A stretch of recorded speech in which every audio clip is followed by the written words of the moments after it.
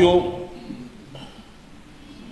भाजपा सरकार की गांव, गरीब, किसान, आदिवासी विरोधी नीति का परिणाम है तमनार घटना।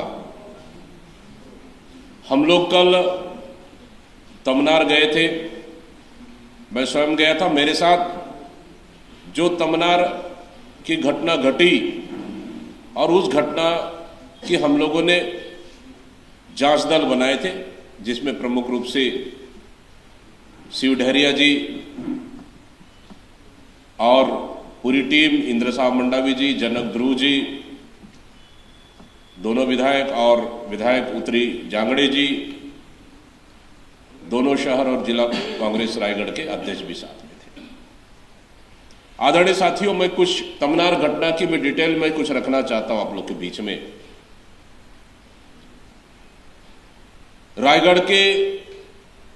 रायगढ़ जिले के तमनार में गारेपेलमा सेक्टर 1 का ओपन कोल माइंस का अलॉट भारतीय जनता पार्टी की ये विष्णुदेव साय सरकार ने किया और उसकी जन सुनवाई पिछले 8 दिसंबर को जन सुनवाई रखा गया। लेकिन वहां के ग्रामीण, वहां के किसान, वहां के आदिवासी लगातार कहते रहे कि 8 जन सुनवाई को आप स्थगित करिए। इसको लेकर 5 दिसंबर से वो लगातार धरने में बैठे थे, लेकिन सरकार और प्रशासन नहीं मानी। 8 दिसंबर को जन सुनवाई उन्होंने किया। जन सुनवाई कैसे हुआ? जहां जन सुनवाई होना था उस जगह को टोटल प्रभावित 14 गांव हैं। गारेपेलमा सेक्टर 1 में प्रभावित होने वाले 14 गांव हैं। 14 गांव के करीबन 10,000 से अधिक लोगों ने पूरे जन सुनवाई स्थल को एक मानव श्रृंखला बनाकर घेर लिया था। वहां किसी को प्रवेश करने नहीं दिया, लेकिन जिला प्रशासन ने चोरी चोरी, चुपके चुपके एक जगह बाथरूम के किनारे एक टेबल लगाकर पर्यावरण विभाग के अधिकारी, प्रशासन के अधिकारी टेबल लगाकर जन सुनवाई किए, जो उस जन सुनवाई स्थल से काफी दूर था। और 15 से 20 लोग जो जिंदल पावर लिमिटेड को, जिंदल पावर कंपनी को जो कोल माइंस अलॉट किया गया और उस कोल माइंस की सुनवाई उन जिंदल के काम करने वाले कर्मचारी, जो 15 से 20 कर्मचारी थे, उनसे जन सुनवाई हस्ताक्षर करा गया। सिर्फ जन सुनवाई 15 से 20 लोगों की हुई। जब पता चला 15 से 20 लोगों को जन सुनवाई हुई, फिर ग्रामीणों ने मांग रखा कि यह जन सुनवाई फर्जी है, गलत तरह से, गलत तरीके से हुआ है, इसको निरस्त किया जाना चाहिए। तो फिर 5 तारीख से कंटिन्यू, 8 तारीख से कंटिन्यू वहां पे दिन रात 24 घंटा एक चौक में बैठकर करीबन 5,000 से अधिक ग्रामीण, जिसमें बच्चे, महिलाएं, युवा ग्रामीण मौजूद थे, 24 घंटा वहां बैठकर धरना दे रहे थे। और वो धरना था शांतिपूर्वक। 19 तारीख को मैं स्वयं भी गया उस धरना स्थल में और ग्रामीणों से सुनने के बाद उस धरना का हम लोगों ने समर्थन भी किया और कहा कि ग्रामीणों की मांग जायज है। न ग्राम सभा हुई, न कोई ग्रामीणों का समर्थन से कोई जन सुनवाई हुआ। ये कैसा जन सुनवाई है? 15 से 20 लोगों का चोरी चुपके कोई कोने में टेबल लगाकर जन सुनवाई कर देना। और शासन ने अपना कोरम पूर्ति कर लिया, प्रशासन ने अपना कोरम पूर्ति कर लिया। इसको लेकर ग्रामीण जब विरोध किए तो हमने भी कहा यह जन सुनवाई गलत है, इस जन सुनवाई को निरस्त करना चाहिए। समर्थन करके आए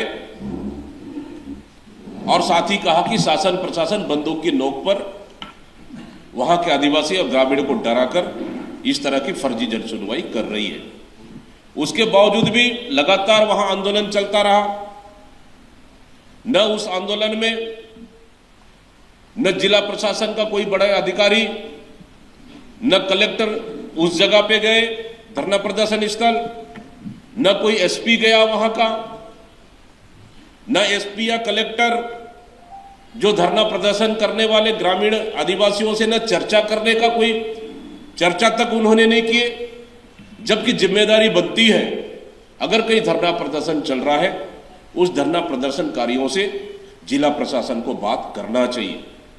जिला प्रशासन का अधिकारियों का टीम बनाकर भेजें आप, या फिर स्वयं जाएं आप, या फिर धरना प्रदर्शनकारियों का एक प्रतिनिधि मंडल बनाकर बुलाकर, एक प्रतिनिधि मंडल को बुलाकर आपको चर्चा करना चाहिए।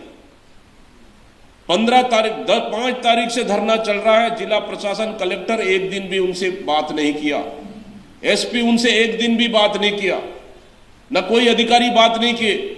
सामान्य रूप से शांतिपूर्वक धरना चलता रहा। लेकिन जब 27 तारीख की बात है, घटना जब 27 तारीख की बात है, स्थानीय पुलिस प्रशासन के बल लगाकर वहां पर जिंदल की जितनी गाड़ियां हैं रोड खाली कर उन गाड़ियों को रवाना किया जा रहा था। कोयले से भरे गाड़ियों को रवाना किया जा रहा था। जब ग्रामीणों ने इसका विरोध किया तो उन्हें डरा धमका कर कुछ गाड़ियों को रवाना किए। आगे जाकर गाड़ियों की संख्या बहुत ज्यादा थी। एक ग्रामीणों का साथ एक्सीडेंट हुआ जहां उनकी पैर पूरी तरह से टूट गई, तो ग्रामीण आक्रोशित हुए। उसके बाद पूरी प्रशासन गई धरना स्थल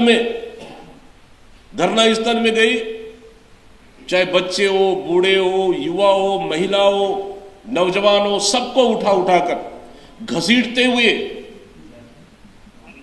40 लोगों को गिरफ्तार किया गया और उन्हें थाना ले गया गया। और बुरी तरह से मतलब उस धरना स्थल को घेर दिया गया। घसीटते हुए महिलाओं को पुलिस उठाकर ले गई, उन्हें लाठी मारा गया। एक महिला, बुजुर्ग महिला का हाथ फ्रैक्चर हो गया, टूट गया। गले पकड़ के उनको जमीन में गिराया गया, लाठियां बरसाई गई, आंसू गैस छोड़े। और उसके बाद आगे की घटना, ये छोटा सा रूप बड़ा घटना में तब्दील हो गया। और देखते देखते पूरी भीड़ उग्र हो गई और 27 तारीख को बड़ी घटना घटी।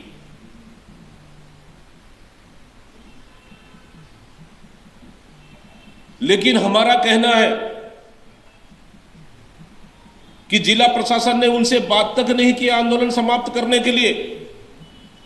फिर आंदोलन को कुचलने के लिए पुलिस प्रशासन भेजकर उन पे बर्बरतापूर्वक कार्रवाई, लाठीचार्ज, आंसू गैस की गोले छोड़े गए, घसीटा गया, मारा गया। क्यों? मैं समझता हूं अगर प्रशासन बात करती तो शायद कहीं ना कहीं समाधान निकलता और उस दिन की घटना, 27 तारीख की घटना नहीं घटती। 27 तारीख की घटना का जिम्मेदार कहीं ना कहीं स्थानीय जिला प्रशासन है। उनकी नाकामी और उनकी बर्बर पूर्वक आंदोलनकारियों को एक प्लानिंग के तहत, साजिश के तहत कुचलने का एक रणनीति बनाया गया और बलपूर्वक उठाने के लिए उन्हें गिरफ्तार करना, लाठियां मारना, यही उस दिन के 27 तारीख की घटना का मेन कारण हुआ। और उस घटना का कहीं ना कहीं जिम्मेदार जिला प्रशासन है, वहां का स्थानीय कलेक्टर है और स्थानीय पुलिस अधिकारी है, एसपी है वहां का जिम्मेदार। अगर थोड़ी सावधानी बरती होती, मैं समझता हूं यह घटना उस दिन नहीं घटता। मजबूर किया गया गांव वालों को, उस दिन उकसाया गया उनको, उनसे मारपीट की गई। स्थानीय गांव वालों ने स्पष्ट रूप से कहा, हम जब कर चर्चा किए घटना का पूरे संबंध डिटेल की, घटना कैसी घटी, तो गांव वालों ने एक एक कर अपनी पीड़ा बताई। हमने उसको सोशल मीडिया में भी डाला है। और धरना स्थल में आज 2 दिन से, घटना के बाद से कलेक्टर और एसपी कैंप करके बैठे हैं उस गांव में। लेकिन देखिए, उस गांव में कैंप करके जरूर बैठे, लेकिन धरना स्थल में जनता के बीच में जाकर उन्हें बात करने का हिम्मत तक नहीं है। गांव के आसपास जरूर बैठे हैं पुलिस थाने में, लेकिन धरना स्थल में आज तक नहीं गए हो। आंदोलनकारियों से अभी तक बात नहीं हुआ उनका। मतलब सोच लीजिए कि गलती किसका है कि जनता से फेस नहीं कर पा रहे एसपी और कलेक्टर। मतलब हालात क्या हो सकता है वहां पे। लेकिन कल हम लोग जाने के बाद हालात को हमने सामान्य किया। हमने अपील किया कि हिंसा रास्ता नहीं हो सकता आंदोलन का। आप शांतिपूर्वक धरना दे रहे थे, आंदोलन कर रहे थे, आगे भी हमारा आंदोलन शांतिपूर्वक रहना चाहिए। इसलिए हिंसा हमारा रास्ता नहीं हो सकता, ये हमने अपील किया। वहां ग्रामीणों से चर्चा हुई और स्थिति अभी सामान्य है। लेकिन सबसे बड़े सवाल है आदरणीय साथियों, सवाल खड़ा होता है कि अगर जिला प्रशासन के अधिकारी उनसे बात किए होते, कलेक्टर उनसे बात किया होता, एसपी उनसे बात किया होता, तो यह घटना नहीं घटती। इतना बड़ा भीड़ आंदोलित नहीं होती। और पूरे भीड़ को उकसाने का काम जिला प्रशासन ने किया है, पुलिस प्रशासन ने किया है। वो कौन पुलिस अधिकारी है जो प्रति गाड़ी को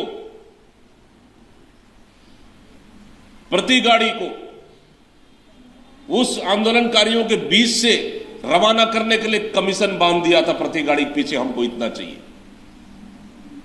कौन पुलिस अधिकारी है वो? एक गाड़ी को भीड़ के बीच से निकालने के लिए सौदा तय हुआ कि एक गाड़ी के पीछे हम इतने लेंगे, इतने दे दो, हम गाड़ियों को निकालेंगे। विवाद वहीं से शुरू हुआ था। दादागिरी पुलिस प्रशासन ने की, दादागिरी जिला प्रशासन ने की। इसलिए हमारी मांग है और ग्रामीणों की मांग है कि तमनार गारेपेलमा सेक्टर में जिंदल को अलॉट किया गया प्लांट, जिंदल को अलॉट किया गया वो जो कोल माइंस और फर्जी जन सुनवाई, उसको निरस्त किया जाना चाहिए। नंबर 1। नंबर 2, जो घटना घटी है उस घटना का जिम्मेदार कौन है? उस घटना को उकसाने का काम किसने किया? पहले किसने लाठियां मारी? उस भीड़ में 40 लोगों को क्यों गिरफ्तार किया गया? ग्रामीणों को, आंदोलनकारियों क्यों घसीटा गया? आंसू गैस किसने छोड़े? लाठियां पहले किसने बरसाई? बर्बरता पूर्वक कार्रवाई किसने की? इसकी जांच होनी चाहिए। और हम मांग करते हैं कि इन सब घटनाओं की जांच के लिए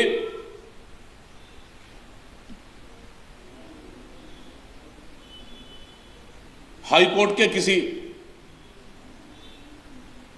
वर्तमान मजिस्ट्रेट से जांच करानी चाहिए, निष्पक्ष जांच करानी चाहिए, ताकि जो जिम्मेदार अधिकारियां हैं उनके ऊपर कार्रवाई हो सके। और जो ग्रामीणों पर लगातार सरकार, मुख्यमंत्री कह रहे हैं